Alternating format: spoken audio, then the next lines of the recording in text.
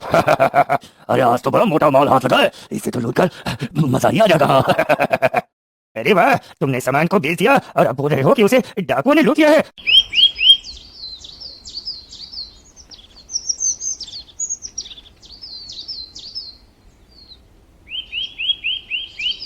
विशालगढ़ गांव में विहान रहता था।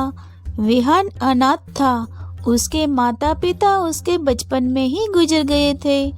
तब से वह अकेला ही रहता था और गांव में ही मेहनत मजदूरी करके अपना जीवन बिताता था।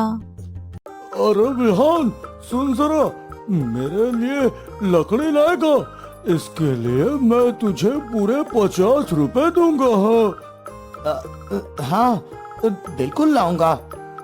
विहान इसी तरह से गांव वालों का काम करता।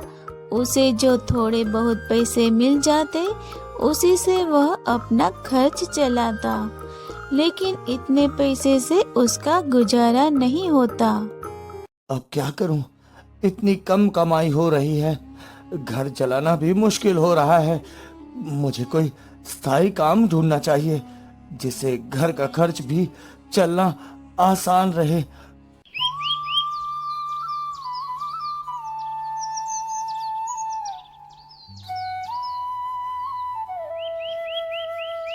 विहान काम ढूंढने के लिए इधर उधर घूमने लगा। वहां घूमते हुए जमींदार हरिवंश लाल के यहाँ जाता। हरिवंश लाल बहुत अच्छे और नेक व्यक्ति थे। विहान उनके पास जाता है। जमींदार जी, प्रणाम। मुझे कोई काम मिलेगा? अरे तुम तो विहान हो ना, जो अनाथ है। क्या तुम वो हो? हाँ? जी जमींदार साहब, मैं वही हूँ। मेरे पास काम तो है, पर अभी धंधा बहुत मंदा है बेटा, तो मैं तुमको पैसे नहीं दे पाऊंगा। मैं तुम्हें 250 रुपए महीना दे पाऊंगा विहान। ये तो बहुत कम है, लेकिन अभी तो मेरे पास कोई और काम नहीं है, तो यही करना पड़ेगा। हाँ ठीक है जमींदार साहब जी, मुझे मंजूर है। विहान जमींदार हरिवंश लाल के यहाँ काम पर लग जाता है।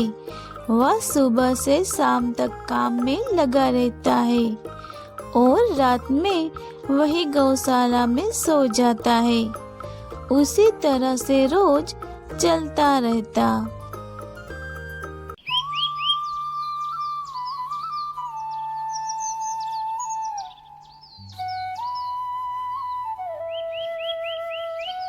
मालिक, अगर आपके घर में सोने के लिए जगह मिल जाती तो अच्छा होता, क्योंकि गौशाला में बहुत मच्छर होते हैं। हाँ हाँ ठीक है, सो जाना घर में, लेकिन मेरे सोने के बाद सोना और मेरे उठने से पहले उठ जाना। हाँ हाँ ठीक है मालिक, जैसा आप कहें।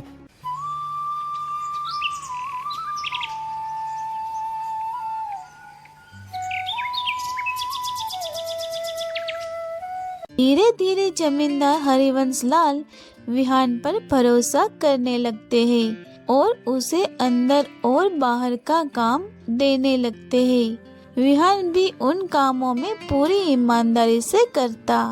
अरे बेटा विहान, ये सामान को दशहरे गांव में पहुंचाओ, इसमें बहुत जरूरी वस्तुएं हैं।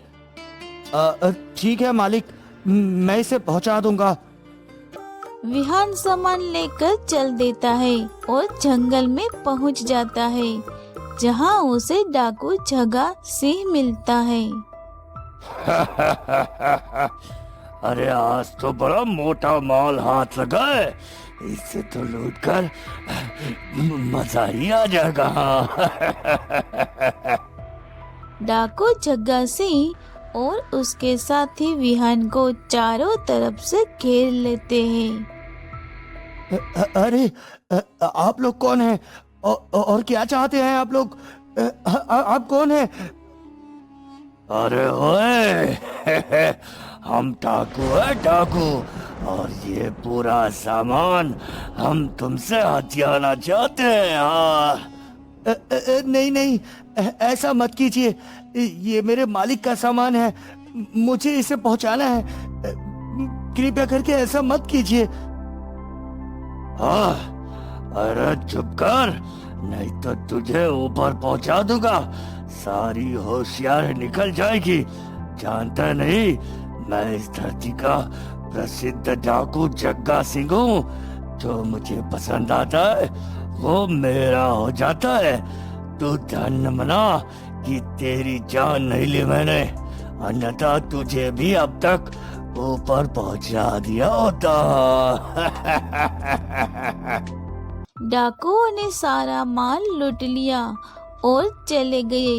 यह सारी घटना एक खरगोश देख रहा था। विहान डरा हुआ घर वापस लौट आया।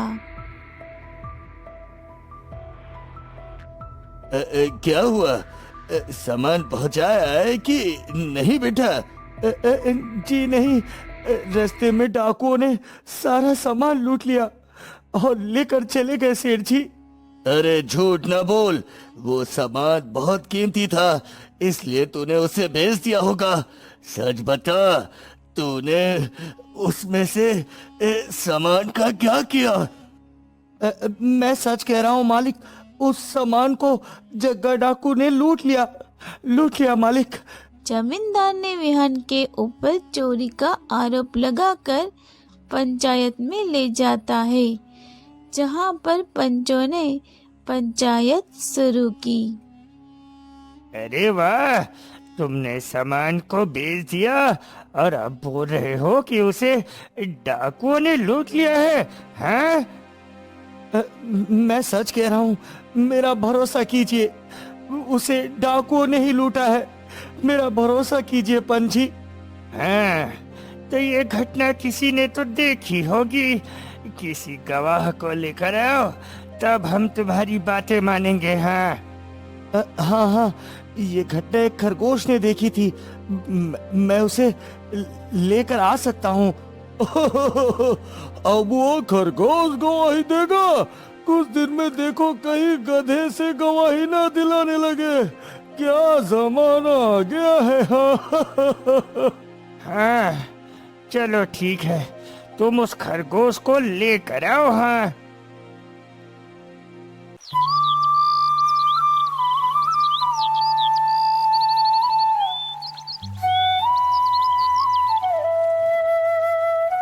विहान खरगोश को ढूंढते जंगल जाता है, जहां वह खरगोश उसे मिल जाता है।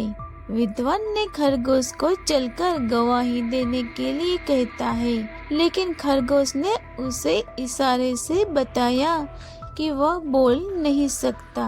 मेरे भाई, तुम उस दिन की घटना को चलकर बता देते तो मेरे ऊपर लगा आरोप हट जाता और मैं सजा से बच जाता, पर अब तो लग रहा है कि मुझे सजा मिलेगी ही। विद्वान वहां से चला जाता है।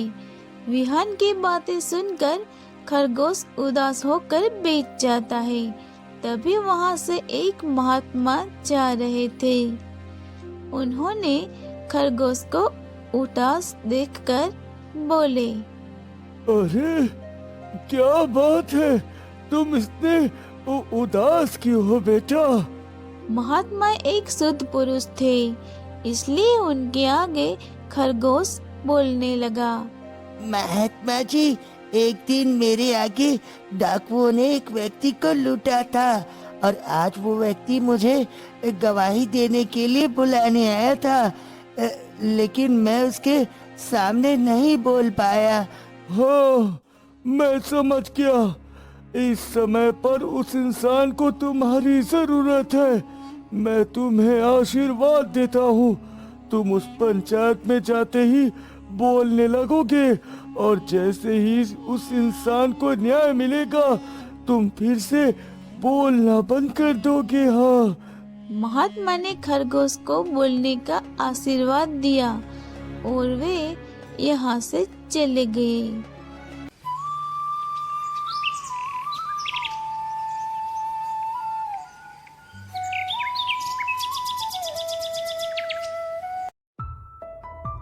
खरगोश वहां से सीधा पंचायत में जाता है, जहां पंचायत ने विहान को दोषी मानकर उसे फांसी की सजा सुना चुकी होती है। रुक जाओ, मैं गवाही देने के लिए तैयार हूँ। मेरे सामने ही उस दिन इस व्यक्ति को डाकुओं ने लूटा था। ये निर्दोष है, इसमें इसका कोई दोष नहीं।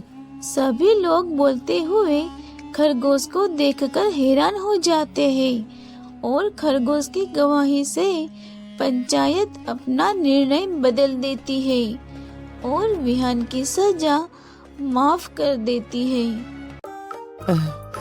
धन्यवाद मेरे भाई, आज तुम्हारी वजह से मेरे प्राण बचे हैं। खरगोश, धन्यवाद मेरे भाई। अरे धन्यवाद की कोई बात नहीं मेरे भाई, ये तो सब इन महात्मा का आशीर्वाद था जो मैं बोल पाया। हाँ,